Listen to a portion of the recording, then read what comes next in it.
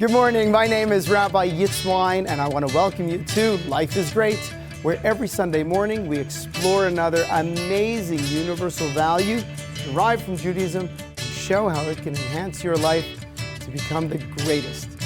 Well, we are in the middle of a two-part series. We'll begin part two of a very uncomfortable yet important topic in just a moment.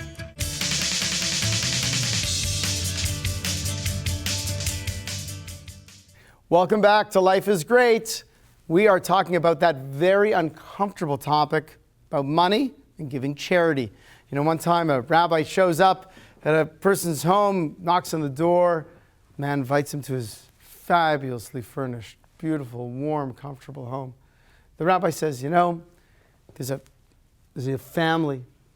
The father died, the mother's almost destitute. Please, Mr. Schwartz, is there anything you can do to help this family keep a roof over their head, food in the bellies of the children? Anyway, Mr. Schwartz says, well, you know, I got to tell you something. My sister has gotten very, very sick and has no health insurance at all.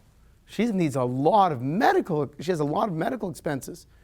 Oh, I didn't know. And you know, my mother is aging. And my mother, she's all alone. She needs 24-hour care. And, you know, somebody's got to pay for that care.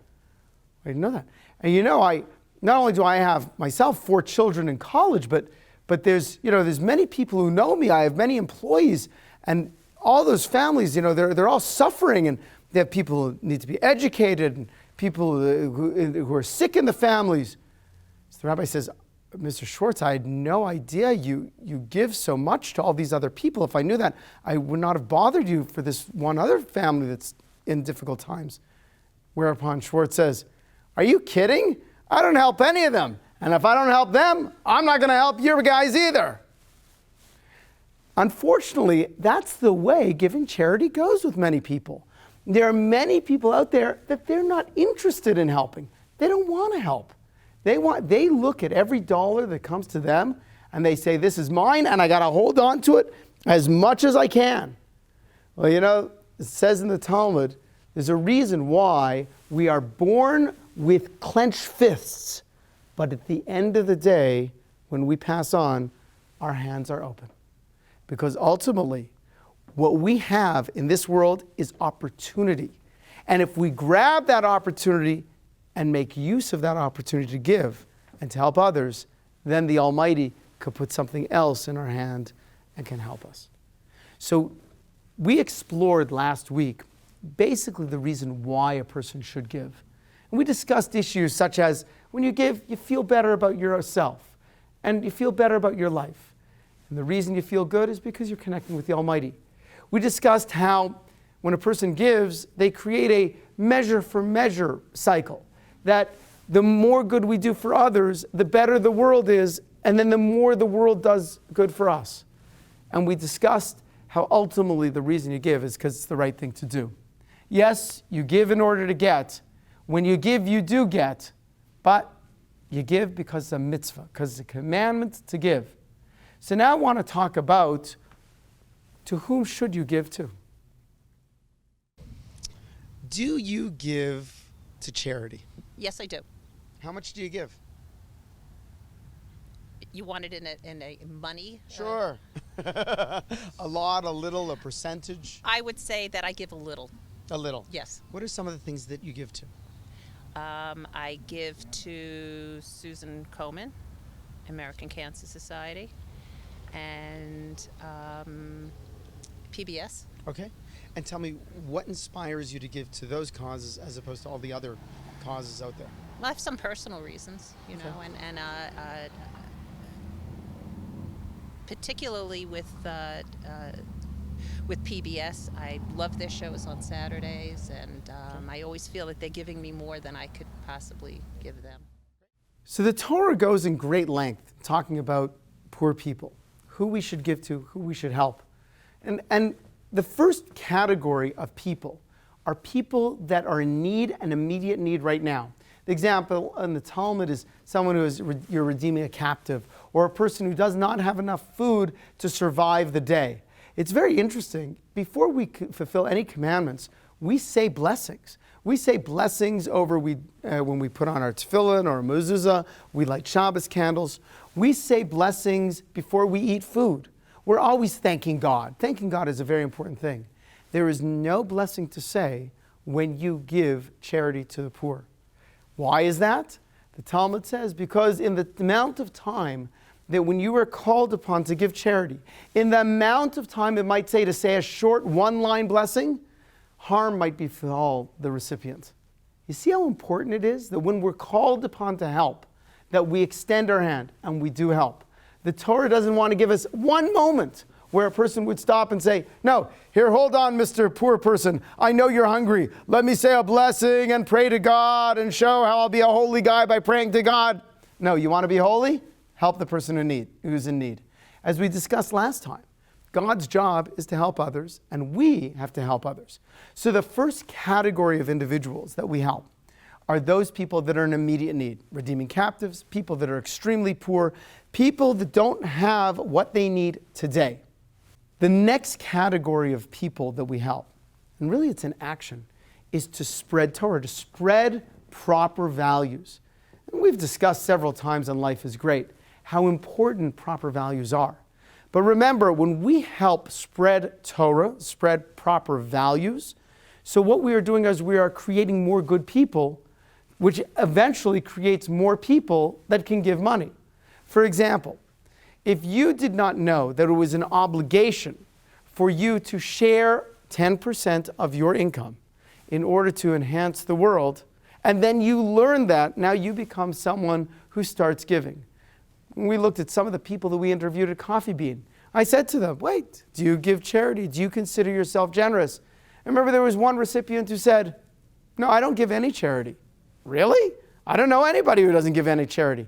But there are some people who are like that. So when we stop and we spread Torah values, not just the value about giving charity, giving tzedakah, doing the right thing, doing the just thing, but when we spread proper values, we create a social pressure for people to enhance the world with proper values. The third category of people that you have to help are the people that are closest to you. Now, you've heard about this idea that charity starts at home. Well, that's because it does start at home. Because the people and causes that are closest to you, in other words, the people who you benefit from, the causes that you benefit from, that's who you should begin with. When we speak about giving charity, we're talking about it as a mitzvah. The word mitzvah means commandments. And you've heard of Big 10 commandments. Perhaps you know that Jewish people have 613 commandments. But a commandment is an obligation. And that obligation helps direct our hearts and minds to go and do the right thing, especially when we don't want or don't feel like doing the right thing. So, who do I give to in this case? If my parents need money, I have a commandment to honor my parents.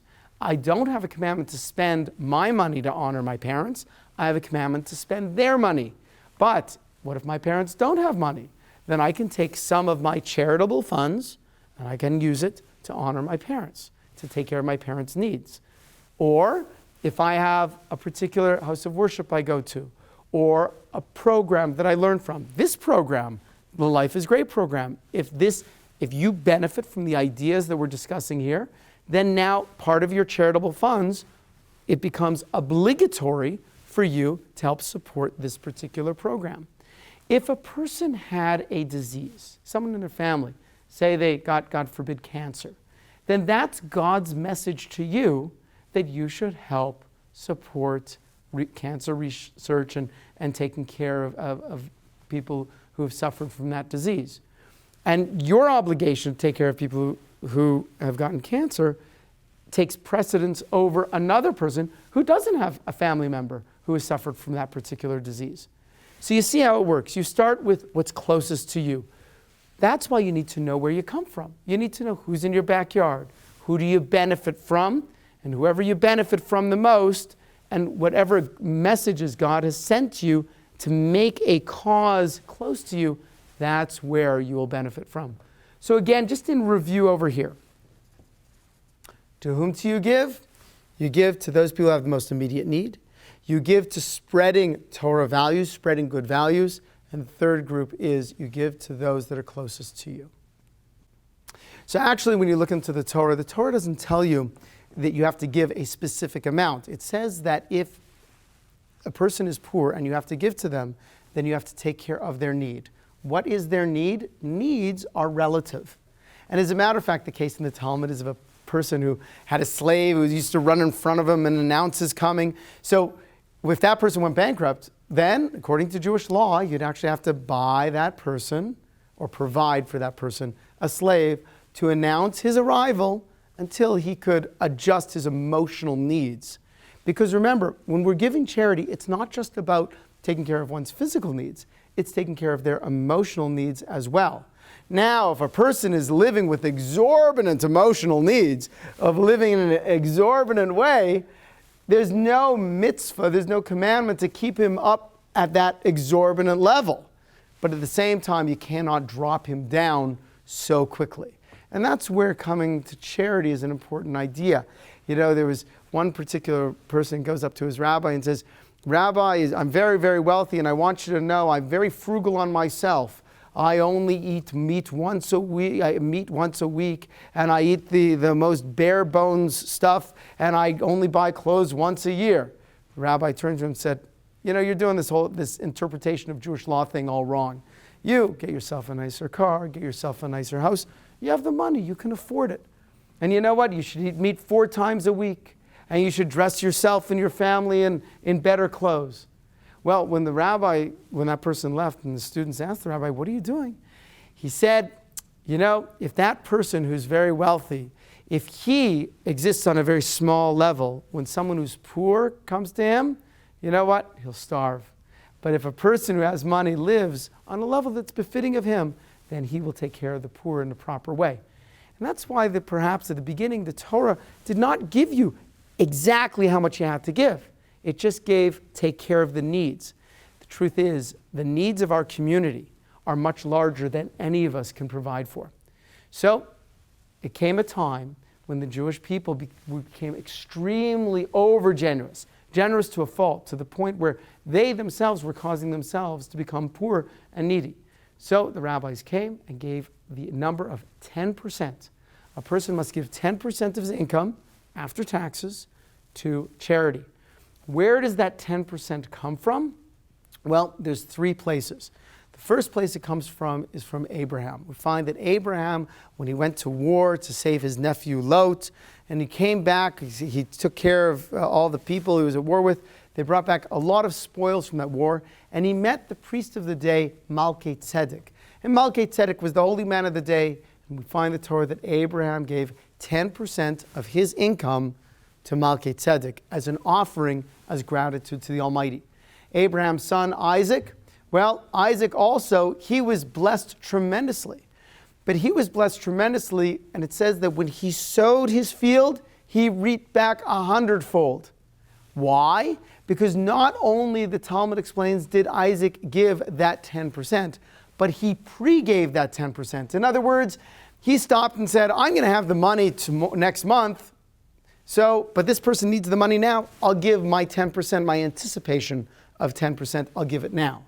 So God says, if you're going to give your 10% now, even before you earn it, so then the Almighty blesses you 10 times that 10%. And then we find that Jacob, when Jacob was fleeing the wicked Esau, who wanted to kill him, he laid down at night and he saw a vision of a ladder going to heavens with angels coming down and angels going up. And then he promised to God, he said, God, if you take care of me, give me food to eat and clothes to wear, and then return me back to my father's house safely, so then I promise I will give you 10% of everything I have. And so we find many references, there are other references as well, to giving 10%. But we find that the issue of giving 10% of our income is the primary and it is the benchmark of how much a person should give. According to Jewish law, if you want to, you're allowed to give an additional 10%, but no more than 20% of your income. Unless it's obvious to everyone that you giving more than 20% of your income will not affect your lifestyle, a person should not give extra. Now, as one of my rabbis said, if you are satisfied with God giving you the minimum, then you also can give the minimum to charity. But if you're not satisfied with God giving you the minimum, then you should not give the minimum to charity, but rather you should always endeavor to give a little more than you need to. The minimum is 10%. If you want to, you can add a little bit more, but that's only if you really want God's blessings. Okay, so in this series, we've covered why give charity. We've covered to whom you should give charity to. We've also discussed about how much you should give. What we have not discussed is how should you give. Now, let me tell you, most people, very good-hearted individuals, fall short in giving their 10%. So I will now share with you the age-old Jewish secrets on how to ensure that you give your 10%. First thing is, Talmud tells us, do not estimate tithes. When we want God to give us blessings, we don't want God just kind of estimating, how much blessing does he need? When we are giving God our blessings and sharing our blessings with others, we also do not want to estimate. So, therefore, you should open what I did. You should open up a separate charity account for you. And this does not matter if you make $25,000 a year or $250,000 a year. Everyone should have a separate account for charity. So when you receive a paycheck, you take your paycheck, take the taxes off, and if your paycheck is going to be $1,000, minus those taxes, so you said, what I'll do is I'm going to give $100 into this account. Now that you've given that $100 into your account, it's holy money, so to speak. The only thing you can do with it is give it to charity. What a beautiful idea. The Almighty is making you His agent in order to help other people. You went to work, you got the $1,000, you take the $100 off, you put it into the account. Now you have $100 to disperse at your discretion who you want to help with. Well, what's special about this is that if there's someone out there who has a strong need and you don't have the money in your charity account, you say, hey, listen, I'm sorry, I just don't have the money. And you can turn and pray, God, please send me more money so that I can put more money into my charity account and I can help them. And if you do have the money in the account and it's a legitimate need and a need that is close enough to home for you, so then you can feel the pleasure in writing that check. There's many people I know that when it comes to buying things for themselves, they are exceedingly generous. But when it comes time to writing a check to charity, they atrophy. It's just like, something happened, Rabbi, now I'm sick, I can't move my hand. Okay, so we have to recognize that a person has to, if I view it that the money is not mine, then it's easier to give. And if I don't have, then I will be okay turning and saying no, because I don't have an obligation to dig into my 90%. I just have the obligation to give God's 10%. Now, when taking your 10% and putting it into your charity account, you have to be a little more grateful than just saying, hey, thank you, God, you're giving me the opportunity to put 10% away. You should be grateful that God lets you keep the 90% for now. Because as we know, there is an old saying that the shrouds that someone's buried in, they cannot take the money with them. So please, everyone knows you don't take it with you. So enjoy that 90% because that's there for you and your family to enjoy and be grateful.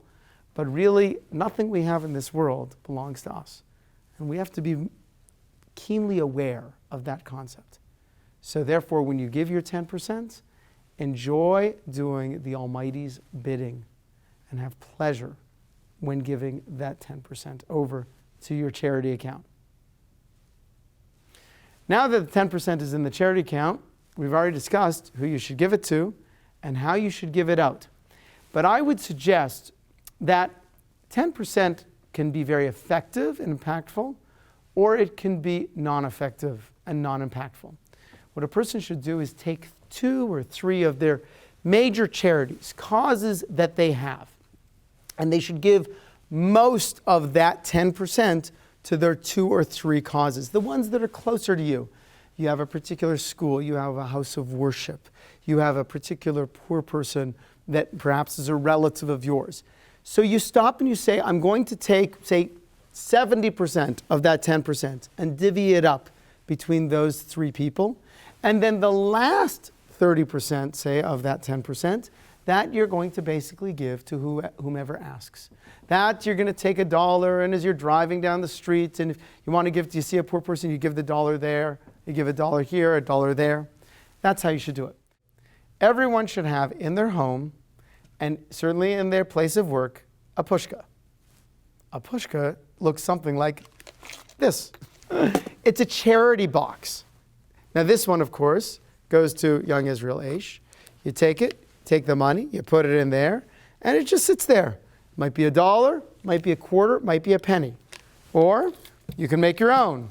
You take a coffee can, and then you write on the words, tzedakah. Tzedakah means charity. And on the top, you just open a hole in there.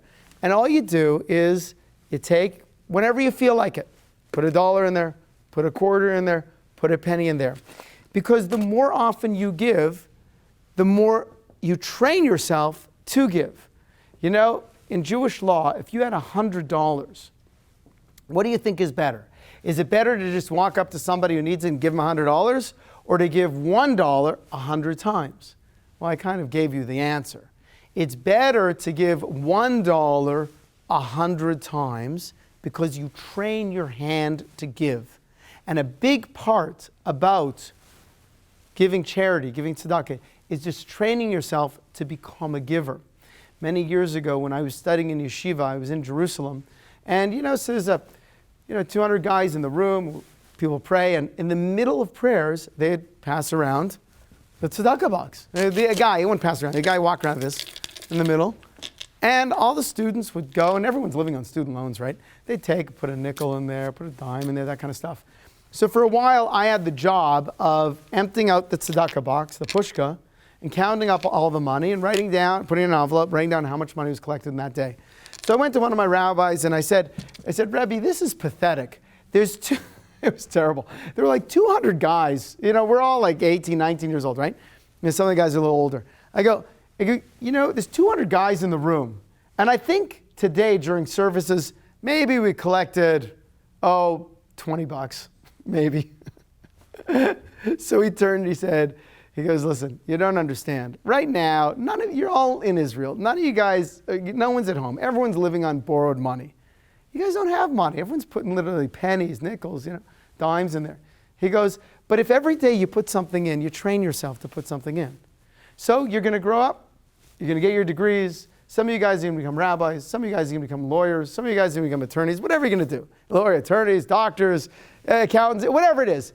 But if you now you don't have much to put in the pushka. But later on, when you're making money, if your hand is trained, then you'll put a lot in the pushka. Sure enough, that's exactly what happens. It's exactly how it works. We have to train ourselves to give. So you have your tzedakah account. In addition, you have your pushka. When are you going to put money in your pushka? Well, I'll tell you something. Throughout the day, you think of the Almighty.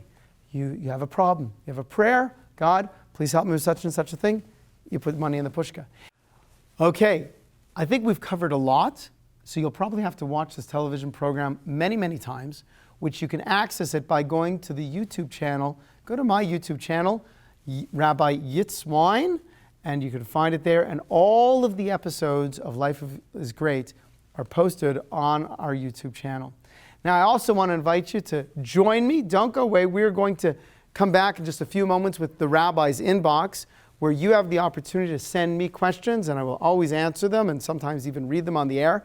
And please, if you're in Las Vegas, swing on by my synagogue, Young Israel Aish of Las Vegas. Come on over to me, say hello. I promise we will make you feel very, very at home.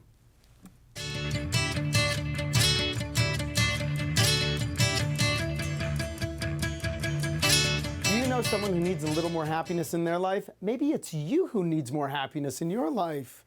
Yes, you've seen the Life is Great TV show. You perhaps have heard the Rabbi show. But now it's time to get Life is Great, revealing the 7 secrets to a more joyful you. This book was something tangible that you can give your friends and family, where they can keep by their bedside, take it on vacation, leaf through it page at a time or chunk of pages at a time, and each time they will learn another secret, another tool that they can use in order to get the absolute most out of life. What better present can you give your friends and family than the wisdom to live a better life. Want more wine? Turn your radio to AM 720 KDWN or go online to therabbishow.com to hear The Rabbi Show starting right after the news at 9 a.m. Welcome back to Life is Great. This is the Rabbi's Inbox. And this is your opportunity where you can send me a question, give me feedback on some of the things we've talked about earlier in today's program, and perhaps I will even read your question to benefit everyone. Dear Rabbi, lately I feel a lot of pressure to commit my charitable giving to longer periods of time than I'm comfortable with. I'm assuming that what this means is the person's being asked to give a gift payable over a year. And that usually occurs when you're giving, say give $1,000 over a year. It's not a one-time gift. I understand that everyone from public radio to my temple to my synagogue needs to cover their expenses in the long term. But I'm plagued by thoughts of what if? What if I lose my job? What if I'm hurt? What if I have to replace my carpeting? How can I overcome these fears? Again, we have to realize that when we are doing a mitzvah, when we are involved in any mitzvah, but here we're talking about the mitzvah, the commandment of giving charity, of tzedakah, we merit a certain amount of divine protection. And you should have confidence that God will protect you while you are doing a mitzvah. So that if you are going to pledge money, and again, don't pledge money that you have no business pledging. Don't say, I'm going to give you $100,000. Well, wait a second, $100,000, to do that, you got to make like $1 million, right? If I pledge $100,000, maybe I'll get $1 million. Don't play that game. You have a reasonable anticipation of how much money you need to live. You can anticipate that God will provide for you that amount of money. Give 10% of that and feel comfortable pledging up to 10% of that. So if a person has a job and they make $4,000 a month, and that $4,000, they're going to bring home $3,500 a month, you can feel comfortable pledging $350 a month. You should feel comfortable. If that's what you exist on, that's what you provide your family on a regular basis, and that's what's happened in the past, feel comfortable making a pledge, certainly over a year, in a year's time, in that kind of payments. All right, my name is Rabbi Yitz Wyne, and I want to thank you so much for joining me here today on Life is Great, and I want to invite you to please send an email to me to the Rabbi's Inbox, and I promise I will respond to that email and hopefully share it with other people as well. I want to give you a blessing that as you engage in the mitzvah of charity, that the Almighty blesses you with prosperity and health for you and your entire family. Go to therabbishow.com today.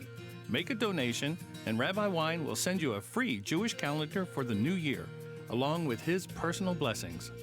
All donations are tax deductible and help us share positive values which make the world a better place for everyone.